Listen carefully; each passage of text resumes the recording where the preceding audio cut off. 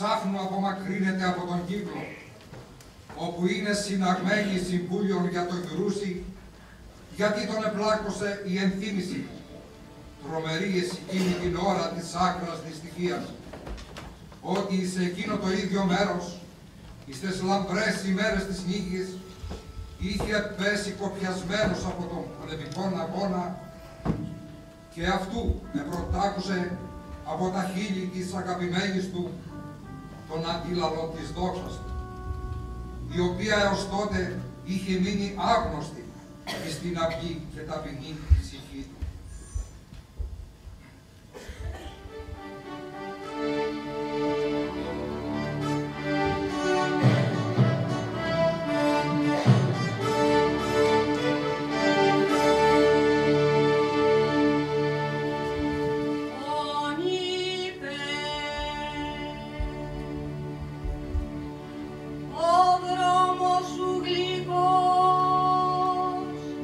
Και μοσχό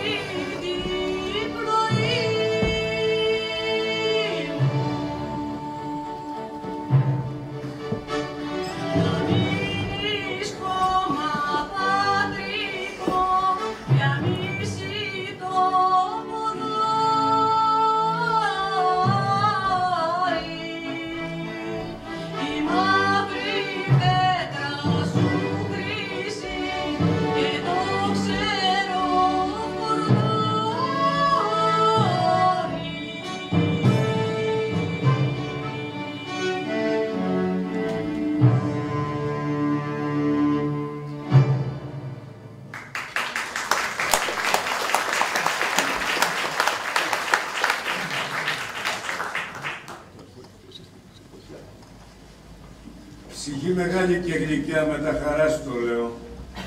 Θαυμάζω τις γυναίκες μας και στο όνομά τους λέω. Εφοβήθηκα κάποτε μη δηλιάσουν και τις επαρατήρησα διάκοπα. Για η δύναμη δεν σε αυτές ήσυχα με τα άλλα δώρα. Απόψε, ενώ είχαν τα παράθυρα ανοιχτά για τη δροσιά, μία από αυτές η νεότερη και πήγε να τα κλείσει. Αλλά μία άλλη της είπε: όχι, δεν μου άφησε να μπει η μυρωδιά από τα φαγητά. Είναι χρήμα να συνηθίσουν. Μεγάλο πράγμα η υπομονή. Αχ, μας την έπαιψε ο Θεός. Κλεί θησαυρούς κι εκείνη. Εμείς πρέπει να έχουμε υπομονή. Αν κι έρχονταν οι μυρωδιές, από όσα δίνει η θάλασσα, από όσα η γη, ο αέρας. Κι έτσι λέγοντας, αίματα άνοιξε το παράθυρο και η πολλή μυρωδιά των αρωμάτων εχυνόταν μέσα και γιόμισε το δωμάτιο. Και η πρώτη είπε: και τα αεράκι μας πολεμάει. Και άλλη είπε χαμογελώντας να διηγηθεί καθεμία τον όνειρό της. Και μία είπε: μου εφαινόταν ότι όλοι εμείς, άντρες και γυναίκες, παιδιά και γέροι, είμαστε ποτάμια, πια μικρά, πια μεγάλα, και τρέχαμε ανάμεσα σε τόπους φωτεινούς, σε τόπους σκοτεινούς, σε λαγκάδια, σε γκρεμούς, πάνω κάτω, και έπειτα φτάναμε μαζί στη θάλασσα μορμή, και μες στη θάλασσα τελικά βαρθούσαν τα νερά μας. Και μια δεύτερη είπε: εγώ τα δάφνες, και εγώ φως, και εγώ σφωτιά μια όμορφη παστράφταν τα μαλλιά της. Και αφού όλες διηγήθηκαν τα ονείρατά τους, εκείνη που είχε το παιδί έτοιμο θάνατο είπε: είδες, και στα ονείρα το ομογνωμονούμε καθώς στη θέληση και εις όλα τα άλλα έργα. Και όλες οι άλλες συμφώνησαν και τριγύρισαν με αγάπη το παιδί της που είχε ξεψυχήσει. Ιδού, αυτές οι γυναίκες φέρνονται θαυμαστά. Αυτές είναι μεγαλόψυχες και λένε ότι μαθαίνουν από μας. Δεν δειλιάζουν, μόνον ότι τους επάρθηκε η ελπίδα που είχαν να γεννήσουν τέκνα για τη δόξα και για την ευτυχία. Εμείς λοιπόν μπορούμε να μάθουμε από αυτές και να τις λατρεύουμε έως την ύστερη ώρα. Σε επιστολή μεσολογγιτών οπλαρχηγών διαβάζουμε: με την ελπίδα να μας καταφτάσουν τα καράβια και να μας βάσουν ζαερέ, εφόδια και τροφές, εφτάσαμε στην αθλιωτά την κατάσταση, έφτασαν να πεθαίνουν και από 150 άτομα την ημέρα. Για να μην χαθεί όμως με την ολότητα των στρατιωτικών, απεφασίσαμε να ευγούμε με έξοδο με τα σπαθιά εις τα σκύρας, να ευκάλουμε και όλο το αδύνατο μέρος και όποιος γλιτώσει. Πράγμα που δεν έγινε ποτέ στον κόσμο.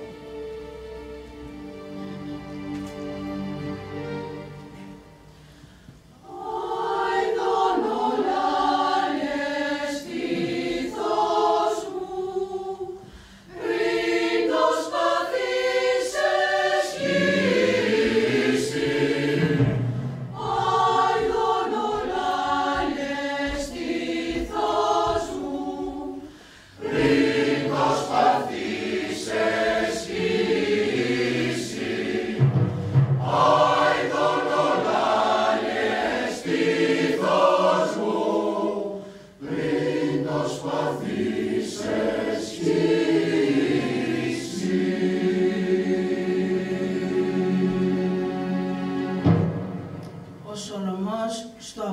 απόσπασμα που ακολουθεί μας δίνει μέσα από τα μάτια ενός Αράπη στρατιώτη τη νυχτική γαλήνη του Μεσολογγιού, τη σιωπηλή ατμόσφαιρα της ψυχικής περισυλλογής και προετοιμασίας των ηρώων, τούτη την ύστερη νυχτιά, λίγο πριν από την έξοδο, καθώς νιώθουν οι ήρωες μες στα άγιο βήμα της ψυχής τους ο λίγο φως και μακρινό, σε μέγα σκότος κέρνο. Ετούτην ύστερη νυχτιά, όλα τα αστέρια βγάνει. Ολονυχτής ανέβαινε η δέηση το λιβάνι. Ο Αράπης, τραβηγμένος από την μυρωδιά που εσκορπούσε το θυμίαμα, περίεργος και ανυπόμονος, με βιαστικά πατήματα πλησιάζει στο τείχος. Κι απάνω, ανάγκη φοβερή, σκυλή δεν του λιχτάει. Κι ακροάζεται, αλλά τη νυχτική γαλήνη δεν αντίσκοβε μήτε φωνή, μήτε κλάψα, μήτε αναστεναγμός. Ήθελε πεις ότι είχε πάυσει η ζωή. Οι ήρωες είναι ενωμένοι και μέσα τους λόγια λένε για την αιωνιότητα που μόλις τα χωράει.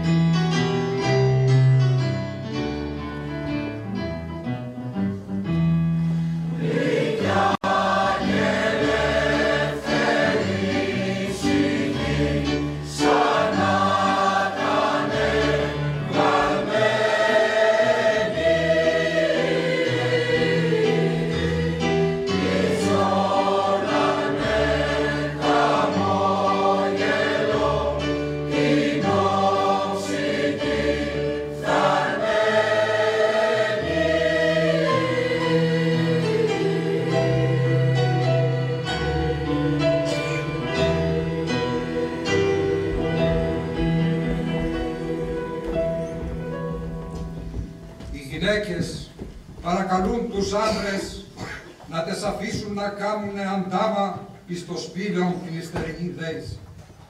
Μία από αυτές, η γεροντότερη, μιλεί για τες άλλες σ' έναν πολέμαθο. Άκουσε, παιδί μου, και τούτο από το στόμα μου. Ορκίζουν σε στη στάχτη αυτή και κρεβάτια τάθηκα με τους ενός δεκάρες. Να αφήστε σας παρακαλώ, να τρέξουμε σε εκείνο, να κάνουμε όλα το στερνό χαιρετισμό και φρένο. Και επειδή εκείνος αργούσε ο λίγο να δώσει την απόκριση, όλες τη γη τα γόνατα εχτύπησαν εμπρός του και βάσταν όλες κατά αυτόν τη χούφτα σηκωμένη και με πικρό χαμόγελο την όψη τη φθαρμένη, σαν να θελές πλάγνα ο Θεός βρέξει ψωμί σε εκείνες. Οι γυναίκες, εις τες οποίες έως τότε είχε φανεί όμοια με καλοψυχία με τους άντρες, όταν δέονται και αυτές τυλιάζουν λιγάκι και κλαίνε. Όθεν προχωρεί η πράξη, διότι όλα τα βερσίματα των γυναικών αντιχτυπούν στην καρδιά των πολεμιστάδων και αυτή είναι η στερηνή εξωτερική δύναμη που τους καταπολεμάει, από την οποία ως από όλες τις άλλες αυτοί βγαίνουν ελεύθεροι. Ο Σολομός στον τελευταίο του στοχασμό γράφει: «Σκέψου την ισοζυγία των δυνάμεων μεταξύ ανδρών και γυναικών. Εκείνοι ας αισθάνονται όλα και ας νικάνε όλα με την ουσία έξυπνη. Ταύτες ας νικάνε και αυτές, άλλο σαν γυναίκες». Η εφαρμογή του στοχασμού είναι καταφανής στο απόσπασμα που προηγήθηκε. Στο απόσπασμα που ακολουθεί, ο Σολομός παρουσιάζει προσωποποιημένη την πατρίδα, τη Μεγάλη Μητέρα, θεάνθρωπη, ώστε να γνωρίζει τα πλέον απόκρυφα της ψυχής των παιδιών της και να αισθάνεται όλα τα παθήματά τους. Μένει άγρυπνη μέρα και νύχτα, καρτερώντας το τέλος του αγώνα, ήσυχη για τη γνώμη τους, αλλά όχι για τη μοίρα. Γι' αυτό και μες στην τρίσβαθη ψυχή ο πόνος της πλημμύρα. Μένουν οι μάρτυρες με τα μάτια προσιλωμένα στην Ανατολή να φέξει για να βγουν στο Γυρούσι και η φοβερή αυγή. Μνήστητη Κύριε, είναι κοντά! Μνήστητη Κύριε, εφάνει! Επάψαν τα φιλιά στη γη, στα στήθια και στο πρόσωπο, στα χέρια και στα πόδια. Επάψαν τα φιλιά στη γη. Μνήστητη Κύριε, είναι κοντά! Μνήστητη Κύριε, εφάνει! Επάψαν τα φιλιά στη γη. Επάψαν τα φιλιά στη γη. Επάψαν τα φιλιά στη γη, στα στήθια και στο πρόσωπο, στα χέρια και στα πόδια. Μνήστητη Κύριε, είναι κοντά!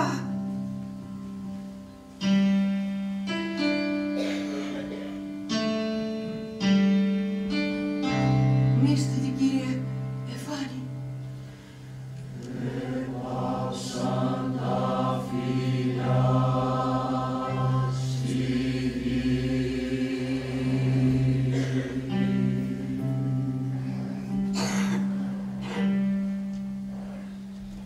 Για που τα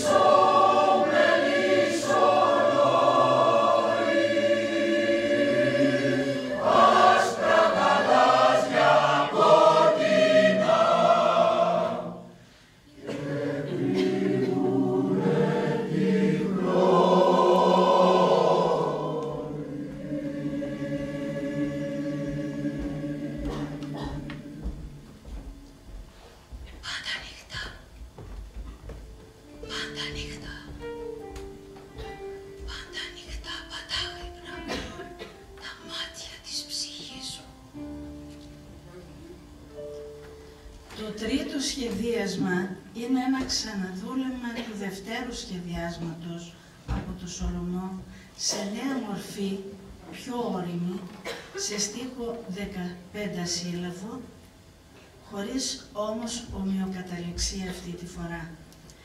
Στο πρώτο απόσπασμα που αμέσως θα ακούσουμε, ο ποιητής απευθύνεται στη μητέρα Μεγαλόψυχη, την Ελλάδα πατρίδα, και τη ζητάει να τον βοηθήσει να ψάλει την πολιορκία του Μεσολογγιού. Η Θεά Πατρίδα απαντάει στον ποιητή και μάλιστα τον προστάζει να ψάλει την πολιορκία του. Ορκίζουσε τη στάχτη αυτή. Λόγο, έργο, νόημα. Λόγο, έργο, νόημα. Λόγο, έργο, νόημα. Λόγο, έργο, νόημα. Λόγο, έργο, νόημα.